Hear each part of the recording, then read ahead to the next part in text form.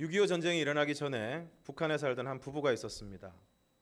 아내는 교회를 열심히 다녔고, 그런데 그 남편은 아내가 교회 가는 것을 끔찍이도 싫어했습니다.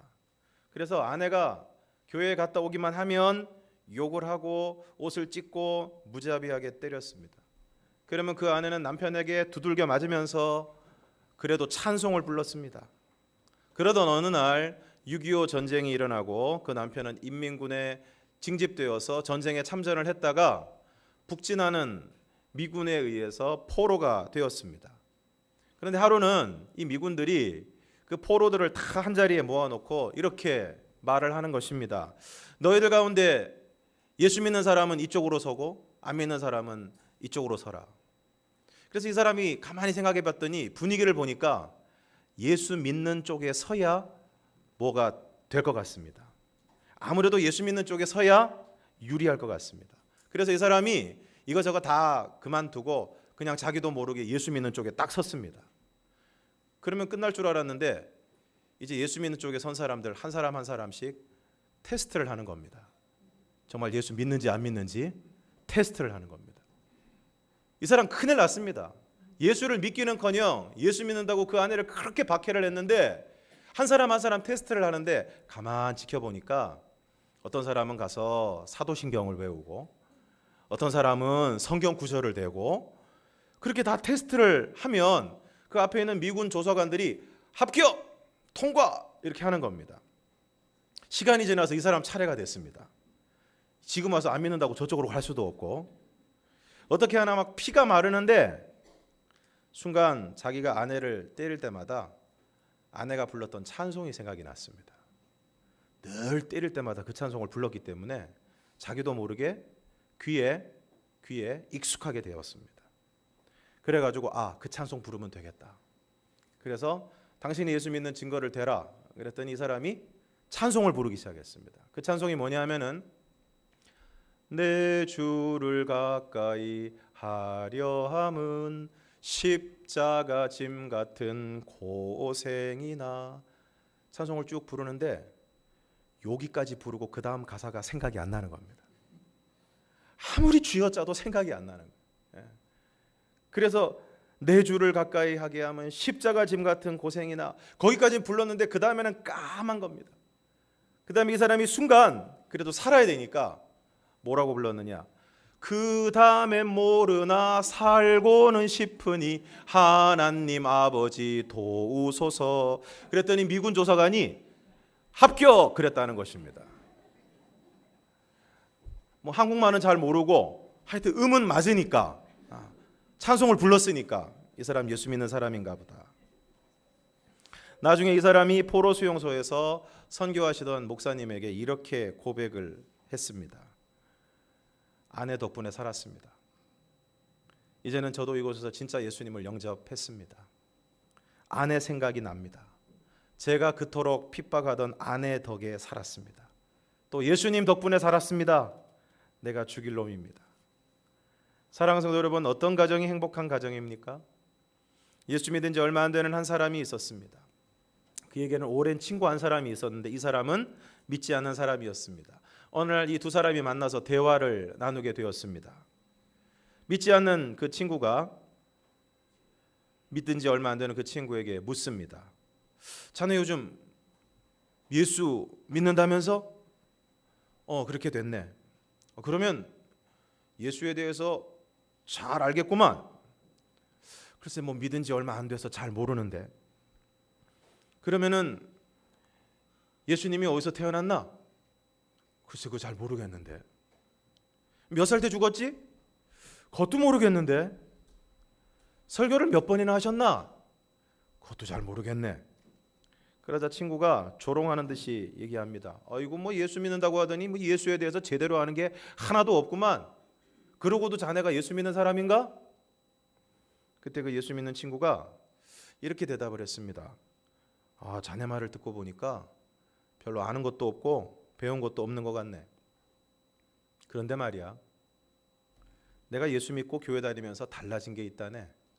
무엇보다 하나님이 계시고 하나님이 기뻐하시는 일이 무엇인지 그걸 알기 시작했고, 그러면서 나에게 변화가 일어났다네. 내 자신이 달라지고 있는 것을 보고 나 스스로도 놀라고 있네. 자네도 알다시피 3년 전까지 나는 주정뱅이에다가 빚도 많았고 가정은 산산조각이 나고 내가 저녁에 집에 들어갈 때는 아이와 아내 할 것 없이 온 집안 식구가 나를 무서워했네. 그리고 모두가 나를 반가워하지 않고 또 사람들이 나를 반가워하지 않는다는 것을 나도 알고 있기 때문에 늘 화를 내고 식구들을 괴롭히며 그렇게 살아왔는데 예수 믿고 달라진 것은 모든 사람이 다 나를 반가워하네. 또 나도 내 가족들과 아이들을 만나는 것이 이렇게 반갑고 즐거울 수가 없다네. 그리고 나는 몰랐는데 오래전부터 하나님이 나를 사랑하고 계시다. 그 한 가지를 배웠네. 그러고 보니까 모든 게 감사하고 내가 사는 하루하루의 생이 얼마나 소중한지 삶 자체가 소중해졌네. 사랑하는 성도 여러분, 어떤 가정이 행복한 가정입니까? 사도행전 16장에 보면 빌립보라는 도시에 감옥을 지키는 한 간수가 나옵니다. 그날도 감옥을 지키고 있었는데 어느 날 흠씬 두들겨 맞은 두 사람의 죄수가 감옥으로 들어옵니다. 보니까 많이 맞았습니다.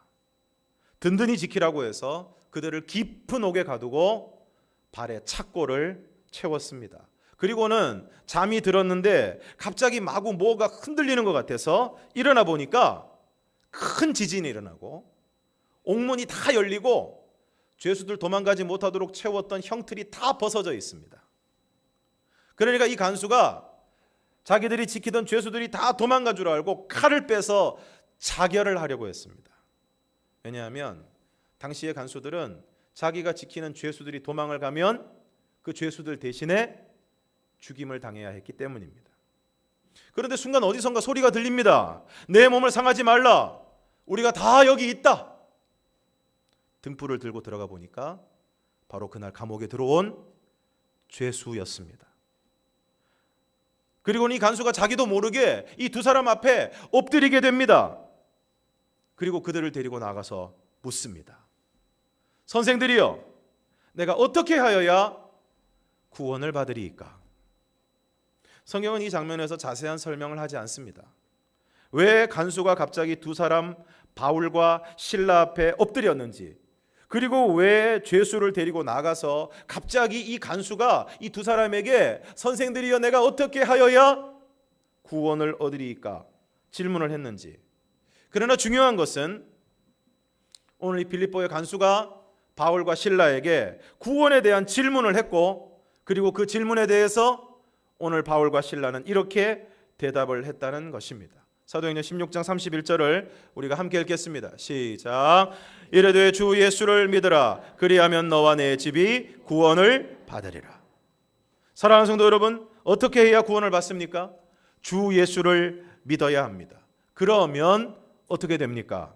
너와 내 집이 구원을 받는다는 것입니다. 오늘 성경은 분명히 이렇게 말씀하고 있습니다. 주 예수를 믿으라. 그러면 네가 구원을 받는다. 이렇게 얘기하지 않고 너와 내 집이 구원을 받는다. 오늘 우리가 읽은 본문에도 루디아라는 여인이 사도 바울을 만나 복음을 듣고 예수를 믿게 되었을 때 이후에 그와 그 집이 다 세례를 받았다고 말씀하고 있습니다. 그러므로 오늘 우리가 예수를 믿으면 우리만 구원을 받는 것이 아니라 우리의 집이, 우리의 가정이 구원을 받는다는 것입니다. 그래서 어떻게 되었습니까? 32절에서 34절을 우리가 함께 읽겠습니다. 시작. 주의 말씀을 그 사람과 그 집에 있는 모든 사람에게 전하더라. 그 밤 그 시각에 간수가 그들을 데려다가 그 맞은 자리를 씻어주고 자기와 그 온 가족이 다 세례를 받은 후 그들을 데리고 자기 집에 올라가서 음식을 차려주고 그와 온 집안이 하나님을 믿음으로 크게 기뻐하니라. 할렐루야. 오늘 빌립보의 간수가 바울과 실라에게 내가 어떻게 하여야 구원을 받으리까 했을 때 바울과 실라가 주 예수를 믿으라. 그리하면 너와 네 집이 구원을 받으리라 했고, 그 빌립보 간수를 통해서 그 집에 있는 모든 사람에게 복음이 전해졌습니다. 그 결과 그 사람과 그 사람의 온 가족이 다 세례를 받게 되었고, 바울과 실라를 자기 집으로 데리고 올라가서 음식을 차려주고 그와 온 집안이 하나님을 믿음으로 크게 기뻐했다고 말씀하고 있습니다. 오늘 이 빌립보 간수의 집은 좋은 집으로 이사가게 되어서 기뻐한 것이 아닙니다. 자녀가 좋은 대학에 들어가서 기뻐한 것이 아닙니다. 다가오는 여름에 해외로 휴가를 가게 되어서 기뻐한 것이 아닙니다. 그와 온 집안이 하나님을 믿음으로 크게 기뻐했다는 것입니다. 저는 오늘 저와 여러분의 가정에 이와 같은 기쁨이 있기를 주님의 이름으로 축원합니다. 그러므로 행복한 가정은 어떤 가정입니까? 온 가족이 예수를 믿고 온 가족이 세례를 받고 온 집안이 하나님을 믿음으로 크게 기뻐하는 가정, 그 가정이야말로 가장 행복한 가정인 줄로 믿습니다. 그런 의미에서 오늘 저와 여러분이 그러한 행복한 가정이 될 수 있기를 주님의 이름으로 축원합니다. 그러면 이와 같이 온 가족이 다 세례를 받고 온 집안이 하나님을 믿기 위해서는 어떻게 해야 하겠습니까? 무엇보다 내가 예수를 잘 믿어야 됩니다. 여러분, 오늘 우리가 가정을 복음화하고 가족을 구원하는 것이 힘든 이유가 어디에 있습니까? 가족들이 나에 대해서 너무 잘 알고 있기 때문입니다. 어느 여집사님이 다니는 교회에서 부흥회가 열렸는데 믿지 않는 남편에게 부흥회 가자고 졸랐습니다. 몇 날 며칠을 조르니까 견디다 못한 남편이 아내를 따라서 교회 부흥회에 참석을 했습니다. 찬양을 하고 강사 목사님이 나오셔서 열정적으로 말씀을 전하시고 드디어 초청의 시간이 되었습니다. 오늘 이 자리에 오신 분들 가운데 아직 예수를 믿지 않는 분들이 계시다면, 그리고 이 시간에 예수 믿기로 결단하신 분들이 있으면 자리에서 일어나 주시기를 바랍니다. 그랬더니 이곳저곳에서 사람들이 막 일어나기 시작했습니다. 이 아내도 자기 남편이 일어나기를 간절히 원했습니다. 그런데 이 남자가 눈을 지그시 감고 요지부동입니다. 옆구리를 찔렀습니다. 눈치를 줬습니다. 일어나라고. 그러나 끝내 일어나지를 않았습니다. 집으로 돌아오는 길에 차 안에서 싸움이 났습니다. 아내는 남편에게 섭섭한 마음을 이야기했습니다. 여보, 난 아까 당신이 초청의 시간에 꼭 일어나 주기를 바랬는데 그렇게 눈치를 주고 옆구리를 찔렀는데 왜 안 일어났어요? 그러자 남편이 이야기를 했습니다. 여보, 내가 맥주 마실 때 당신도 함께 맥주 마셨지? 내가 카드 칠 때 당신도 같이 쳤지? 그리고 저번에 우리가 싸울 때 내가 고함 지르니까 당신은 더 크게 고함을 질렀지? 이렇게 예수 믿는 당신이나 안 믿는 나나 다른 게 하나도 없는데 왜 내가 일어나야 되지? 성경 마태복음 5장 16절은 다음과 같이 말씀하고 있습니다. 함께 읽겠습니다. 시작. 이같이 너희 빛이 사람 앞에 비치게 하여 그들로 너희 착한 행실을 보고 하늘에 계신 너희 아버지께 영광을 돌리게 하라. 오늘 우리가 믿지 않는 사람들을 믿게 하기 위해서는 어떻게 됩니까? 믿는 자로서의 빛된 삶이 있어야 됩니다. 믿는 자로서의 착한 행실이 있어야 됩니다. 여기서 착한 행실은 무엇을 의미하는 것입니까? 예수 믿고 변화된 우리의 삶을 의미하는 것입니다. 예수를 믿고 우리의 삶이 변화될 때, 그리고 그 변화가 구체적인 삶으로 나타나게 될 때 믿지 않는 가족들의 마음이 움직이기 시작하는 것입니다. 그럼 믿는 우리가 믿지 않는 사람들에게 빛을 비추어야 합니다. 예수 믿고 변화된 삶을 보여주어야 하는 것입니다. 오늘 우리의 가정에 믿지 않는 가족들이 있다면 오늘 우리에게 가장 긴급하고 절박한 일은 바로 믿지 않는 그 가족을 예수 믿게 하는 일입니다. 그리고 그 가족들을 구원하기 위해서는 우리가 이를 악물고서라도 변화된 삶을 살아가야 하는 것입니다. 만약에 나의 변화되지 못한 모습 때문에 오늘 우리의 가족들이 전도되지 못하고 있다면, 오늘 나의 변하지 못한 모습 때문에 오늘 우리에 있는 직장에 있는 동료들이 전도되지 못하고 있다면 그것보다 안타까운 일은 없을 것입니다. 그러므로 오늘 우리는 교회에서만 거룩한 삶이 아니라 가정에서도 거룩한 삶을 살아가야 하는 것입니다. 오늘 우리는 교회에서만 섬기는 삶이 아니라 오히려 가정에서 더욱 섬기는 삶을 살아가야 할 줄로 믿습니다. 그리하여 오늘 믿지 않는 가족들이 우리의 착한 행실을 보고 변화된 삶을 보고 그들의 마음이 움직이게 되기를 원합니다.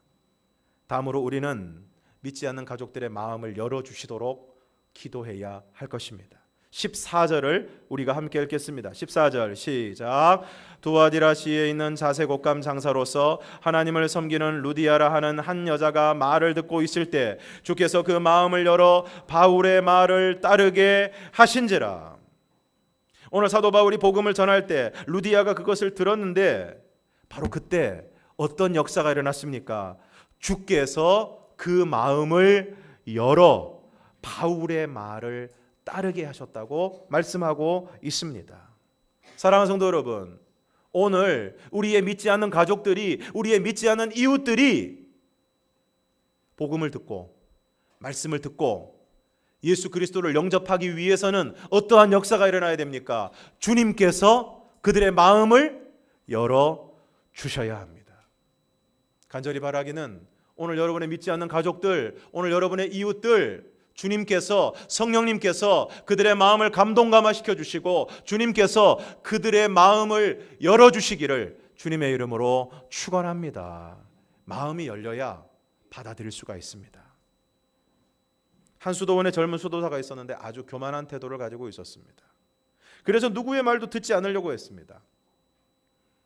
더 이상 그냥 두어서는 안 되겠다고 생각한 그 수도원의 늙은 나이든 수도사가 그 젊은 수도사를 뒤뜰로 불렀습니다. 그리고는 수도원 뒤뜰에 있는 아주 오래된 화분을 가져다가 거기에 물을 부으라고 이야기를 했습니다. 그래서 그 젊은 수도사가 그 화분에 물을 부었는데 너무 오래된 화분이라 흙이 너무 단단하게 굳어서 물이 흙으로 스며들지 못하고 옆으로 흘러버렸습니다. 그러자 나이가 많은 수도사는 아무 말 없이 화분의 흙을 뒤집어서 그것을 깨기 시작했습니다. 화분의 흙을 다 일일이 잘게 부수어서 깨고 다시 그 흙을 화분에 담았습니다. 그리고는 그 젊은 수도사에게 다시 한번 물을 부어보라고 했습니다. 어떻게 됐을까요? 물이 잘 스며들었습니다. 아무리 복음을 전해도 단단한 마음에는 복음이 들어가지를 못합니다. 아직도 내가 대단하다고 생각하는 교만한 마음, 여전히 세상의 것에 마음을 빼앗겨서 자신의 영혼과 죽음 이후의 삶에 대한 관심이 없는 마음에는 복음이 비집고 들어갈 틈이 없습니다. 그러므로 마음이 열린다는 것은 무엇을 의미하는 것입니까? 그러한 교만한 마음과 그러한 무관심한 마음이 깨어지는 것을 의미하는 것입니다. 어떤 목사님이 아직 남편이 믿지를 않는데 목사님의 신방을 받게 되었습니다. 그런데 마침 그날 목사님 신방을 받는데 저도 신방을 해보면 늘 느끼는 것이지만 믿지 않는 남편들이나 가족들은 제가 신방을 한다 그러면 얼마나 민첩하신지 제가 신방 가기 전에 항상 빠져나가십니다. 항상 빠져나가세요. 같이 예배를 드리자, 오늘 신방을 온다 그러면은 기가 막히게 빠져나가십니다. 그런데 그 여집사님의 남편은 무슨 일이었는지 집에 계시다가 목사님의 신방을 같이 받게 되었습니다. 그래서 목사님이 생각하기를 믿지 않는 남편과 같이 예배를 드리게 되니까 복음을 전할 수 있는 좋은 기회다라고 생각을 했습니다. 그런데 예배를 드리기 전에 그 여집사님이 목사님에게 와서 조용히 이렇게 얘기를 하는 것입니다. 목사님, 오늘 예배 드릴 때 저희 남편에게 예수 믿으라고 하지 말아주세요. 이 소리를 들은 목사님이 깜짝 놀랐습니다. 아니 왜요? 좋은 교회인데. 저 죄송한 말씀인데요. 지금 우리 남편이 한참 돈을 잘 벌고 있습니다. 그런데 예수를 믿게 되면 아무래도 걸리는 것도 많고, 그러면 지금처럼 돈을 못 벌 것 같습니다. 그러니까 버는 김에 좀 더 벌고 왕창 벌고 난 다음에 그 다음에 제가 데리고 나갈 거니까 오늘은 아무 소리 하지 말아주세요. 사랑하는 성도 여러분, 혹시 여러분은 지금 내가 누리고 있는 어떤 편안함 때문에, 그리고 지금 이대로가 좋아서 가족 전도하는 것을 주저하고 있지는 않습니까? 지금의 상황에 안주하고자 하는 마음이 가족의 영혼을 구원하는 일에 장애물이 되고 있지는 않습니까? 그런데 여러분, 돈을 많이 못 벌어도 마음이 깨어지고 열려야 됩니다. 세상적으로 잘 나가지 못해도 마음이 깨어지고 열려야 합니다. 그러므로 오늘 우리는 기도해야 됩니다. 주께서 사랑하는 가족들의 마음을 열어달라고, 그들이 자신의 영혼과 영원한 세계에 대한 관심을 갖게 해달라고, 하나님의 말씀과 복음을 듣는 귀를 열어달라고 오늘 우리는 간절히 기도해야 할 줄로 믿습니다. 교회에 등록하시는 분들의 얘기를 들어보면 틀림없이 그분을 위해서 기도하는 분들이 주변에 있는 것을 볼 수 있습니다. 주변에 있는 분들이 그들을 위해서 그 사람이 예수 믿기를, 그 영혼이 예수 믿기를 열심히 기도했기 때문에 하나님께서 어느 날 그 사람의 마음의 문을 열어주셨고, 또 주변에 예수 믿는 사람들을 붙여주시고 전도자를 만나게 하셔서 마침내 그 영혼들이 주님 앞으로 나오는 것을 볼 수 있습니다. 그러므로 오늘 우리는 끊임없이 쉬지 않고 믿지 않는 가족들의 구원을 위하여 그 마음이 열리기를 위해서 간절히 기도해야 할 줄로 믿습니다. 마지막으로 주의 말씀을 들어야 됩니다. 오늘 사도 바울이 루디아와 모인 여자들에게 말합니다. 오늘 빌립보의 간수와 그 가족들에게 주의 말씀을 전합니다. 그래서 어떻게 되었습니까? 그와 온 집안이 하나님을 믿음으로 크게 기뻐하게 되었습니다. 그러므로 예수를 믿으려면 말씀을 들어야 됩니다. 복음을 들어야 합니다. 왜냐하면 믿음은 들음에서 나기 때문입니다. 사도행전에 나타난 가족 구원은 주로 노방 전도와 신방을 통해서 이루어졌습니다. 사도행전 10장에 나오는 고넬료의 집의 구원도 기도와 환상 가운데 베드로가 고넬료의 집을 방문함으로 가족 구원이 이루어지게 되었고, 오늘 루디아는 먼저 강가에서 사도 바울을 만나 루디아 자신이 복음을 듣고, 자세한 얘기는 생략되어 있지만 역시 사도 바울이 루디아의 집에 초청을 받아 가서 온 가족들에게 복음을 전했을 것이고, 그 복음을 전하는 것을 통해서 그와 온 집이 세례를 받게 되었을 것입니다. 그리고 빌립보 간수의 경우에는 비교적 그 과정이 자세하고 명확하게 나와 있습니다. 간수가 구원에 대한 질문을 하고 이에 대해 바울과 실라가 명확한 대답을 하고 이후에 주의 말씀을 그 사람과 그의 집에 전했습니다. 그리고 그와 온 가족이 다 세례를 받고 그와 온 집안이 기뻐하게 되었습니다. 그러므로 사랑하는 성도 여러분, 오늘 우리의 믿지 않는 가족들이 주의 말씀을, 복음을 들어야 합니다. 그것이 신방의 형태가 되었든 예배에 참석하는 것이든 아니면 먼저 믿은 여러분들이 그들에게 직접 복음을 전하는 것이든, 오늘 믿지 않는 가족들은 말씀을 듣고 복음을 들어야 합니다. 그런데 현실은 어떻습니까? 실제는 어떻습니까? 별로 듣고 싶어 하지 않습니다. 그리고 믿지 않는 가족들은 믿는 가족들에 대한 약간의 서운함, 때로는 많은 섭섭함이 있습니다. 주말을 같이 보내지 못하고 주일에는 교회만 집중하고 소외되는 것 같은 마음이 있습니다. 그러므로 어떻게 해야 됩니까? 평상시에 믿지 않는 가족들에게 잘해야 됩니다. 잘해야 됩니다. 믿지 않는 가족들의 마음을 움직이기 위해서는 평상시에 그들을 잘 섬겨야 합니다. 손해보고 용서하고 내가 그 사람들을 섬기고자 하는 그러한 결단이 우리에게 있습니다.